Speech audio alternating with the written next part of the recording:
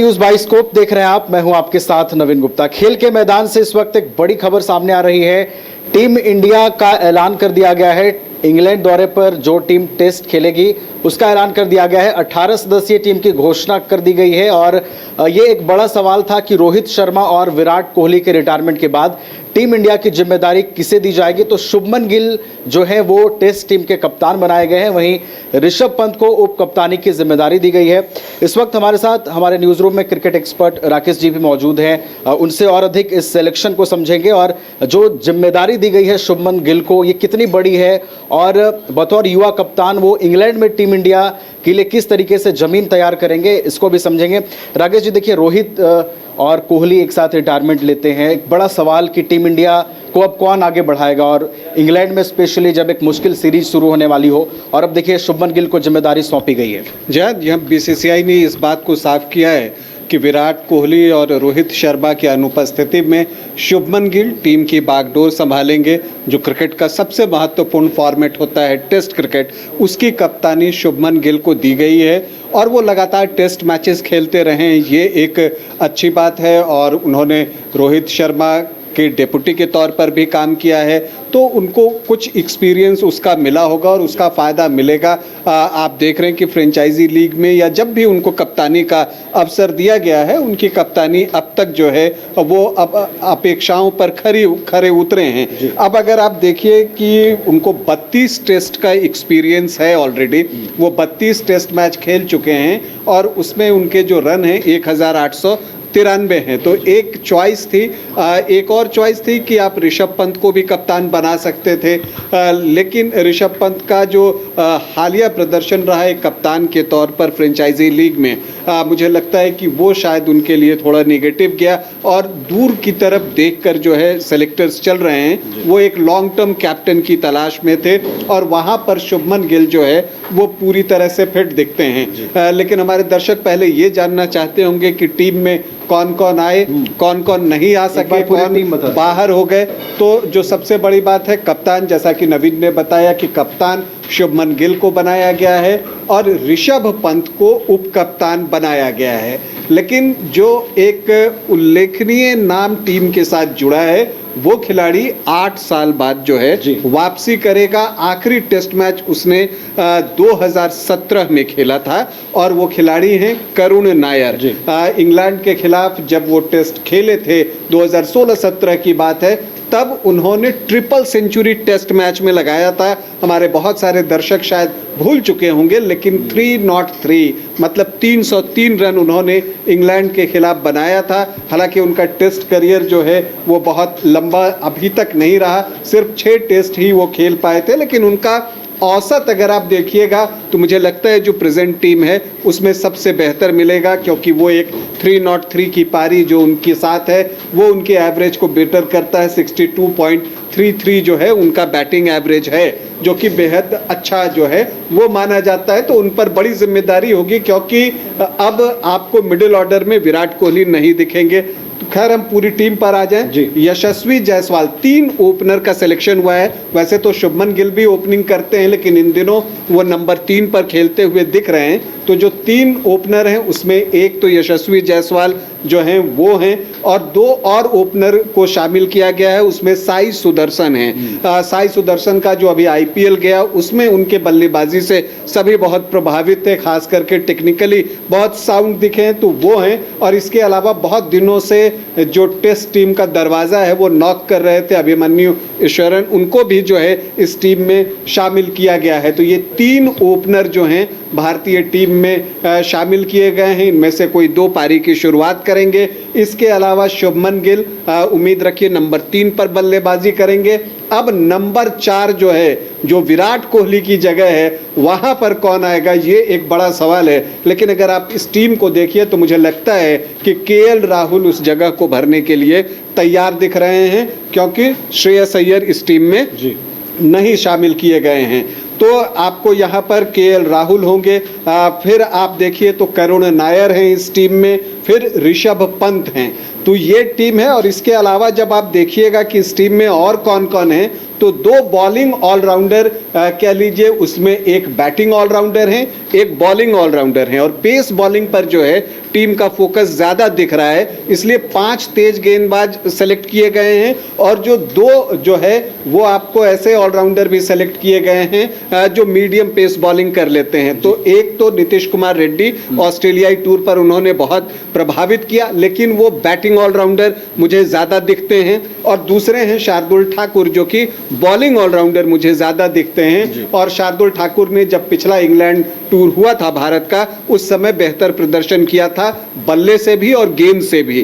तो ये 2 जो है आपको तेज गेंदबाजी ऑलराउंडर के तौर पर टीम में शामिल किए गए हैं। स्पिनर्स 3 हैं टीम में, लेकिन उसमें फिर 2 जो हैं वो ऑलराउंडर हैं। रविंद्र जडेजा और वाशिंगटन सुंदर को जो है इस टीम में जगह दी गई है, और इसके अलावा कुलदीप यादव होंगे। तो ये 3 स्पिनर भारतीय टीम में हैं। विकेट कीपर 2 ध्रुव जुरेल और ऋषभ पंत, पहली चॉइस नेचुरली ऋषभ पंत ही होंगे, और इसके बाद 5 तेज गेंदबाज होंगे, जिसमें जसप्रीत बुमराह हैं, मोहम्मद सिराज हैं, प्रसिद्ध कृष्णा हैं, आकाशदीप हैं और अर्शदीप सिंह हैं। तो यहाँ चूंकि इंग्लैंड में स्विंग बॉलर्स को थोड़ी ज़्यादा मदद मिलती है, तो ये देखते हुए भी टीम को सेलेक्ट किया गया है। शार्दुल ठाकुर जो है वो गेंदों को स्विंग करते हैं, अर्शदीप की गेंदें जो है वो स्विंग के लिए जाने जाते हैं, दोनों तरफ स्विंग करते हैं। अब अर्शदीप के लिए भी ये एक गोल्डन अपॉर्चुनिटी आप कह सकते हैं, क्योंकि वो जिस तरह की गेंदबाजी करते हैं, अगर अपनी फिटनेस को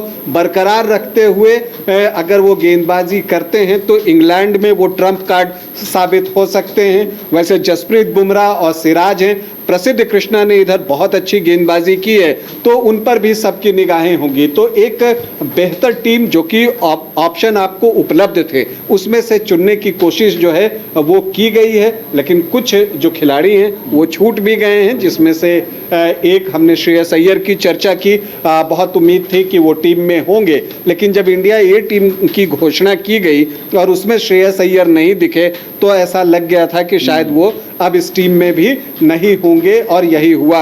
मोहम्मद शमी की भी कमी महसूस हो रही है, लेकिन जो सूचना है उसके अनुसार शायद वो पूरी तरह से फिट नहीं है, उनको फिटनेस की समस्या रही है पास्ट में भी। तो ये देखते हुए जो है मोहम्मद शमी भी इस टीम में जगह बना पाने में जो है वो सफल नहीं हुए हैं।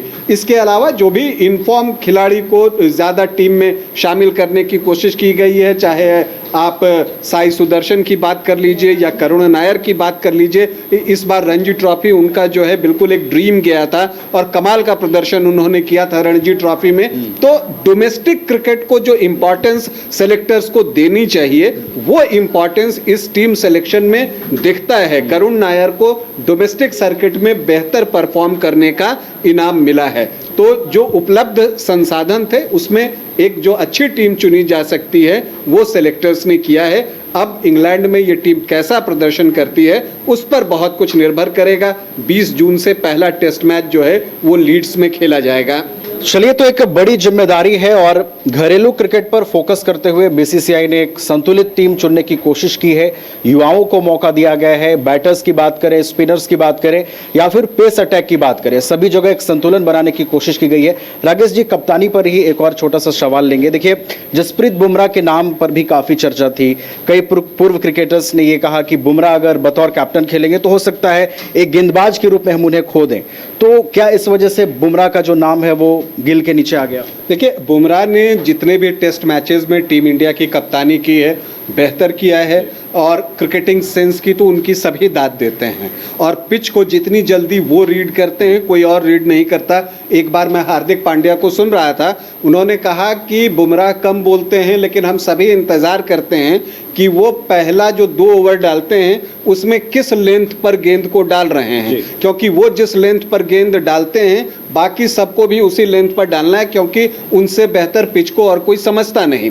तो नेचुरली क्रिकेटिंग सेंस पर तो कोई सवाल नहीं है। देखिए, चूंकि ये 5 टेस्ट मैचों की सीरीज है और 5 टेस्ट मैचेस की सीरीज में आपको वर्कलोड मैनेजमेंट देखना होगा। आप देखिए, जब ऑस्ट्रेलिया गई थी टीम उस समय बुमराह सारे टेस्ट मैचेस में खेले थे और उसका खामियाजा टीम इंडिया को भुगतना पड़ा था जब आखिरी टेस्ट मैच चल रहा था और उसकी दूसरी पारी में वो इंजर्ड हो गए थे और वो आ नहीं पाए थे और फिर उनको एक पूरे ट्रीटमेंट से फिर जो है गुजरना पड़ा और फिर से उन्होंने फिटनेस टेस्ट हासिल की है। तो इसलिए उनका जो वर्कलोड मैनेजमेंट है उसको मैनेज करना टीम के लिए पहली प्रायोरिटी है, क्योंकि Bumrah as a bowler team में बहुत ज़रूरी हैं। तो मुझे लगता है कि इस वजह से जो है वो कप्तान नहीं बनाए गए उनके वर्कलोड मैनेजमेंट को देखते हुए, और इससे मुझे लगता है कि हो सकता है कि वो 5 टेस्ट न खेलें और बीच में 1-2 टेस्ट मैच में जो है उनको वर्कलोड मैनेजमेंट की तरफ के लिए जो है वो रेस्ट दिया जाए। और दूसरी बात थी कि जो सेलेक्टर थे, खास करके देखिए जो चीफ सेलेक्टर हैं अजीत अगरकर, वो बोल्ड डिसीजन लेने के लिए जाने जाते हैं।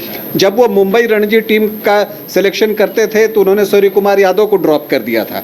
तो वो बोल्ड डिसीजन लेने के लिए जाने जाते हैं और जब ये चीज़ें आपको इस टीम में भी दिखेंगी या आप रोहित शर्मा और विराट कोहली का जो रिटायरमेंट है उससे भी जोड़कर उसको आप देख सकते हैं, क्योंकि वो अपने विजन में बहुत साफ हैं कि उनको क्या कुछ चाहिए। तो वो एक लॉन्ग टर्म कैप्टन की तलाश में हैं, क्योंकि वर्ल्ड टेस्ट सीरीज जो होती है, वर्ल्ड टेस्ट चैंपियनशिप, जो कि WTC का ये नया सेशन भी शुरू हो रहा है, तो अभी 2 साल का ये सत्र होगा। तो वो एक ऐसे कप्तान की तलाश में थे जो कि इस पूरे 2 साल तक जो है टीम का नेतृत्व कर सके।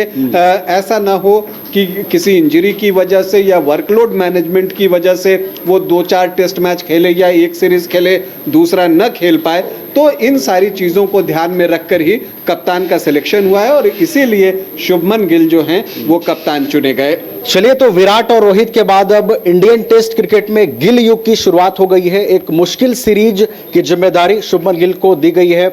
18 सदस्यीय टीम का सिलेक्शन हुआ है। 20 जून से पहला टेस्ट मैच इंग्लैंड में खेला जाएगा और एक नई साइकिल वर्ल्ड टेस्ट चैंपियनशिप की शुरू हो रही है। उम्मीदें काफ़ी हैं, देखना होगा कि गिल के नेतृत्व में अब इंडियन टेस्ट क्रिकेट कैसे आगे बढ़ता है। फिलहाल इस कार्यक्रम में हमारा साथ इतना ही। देखते रहिए न्यूज़ बाइस्कोप। नमस्कार।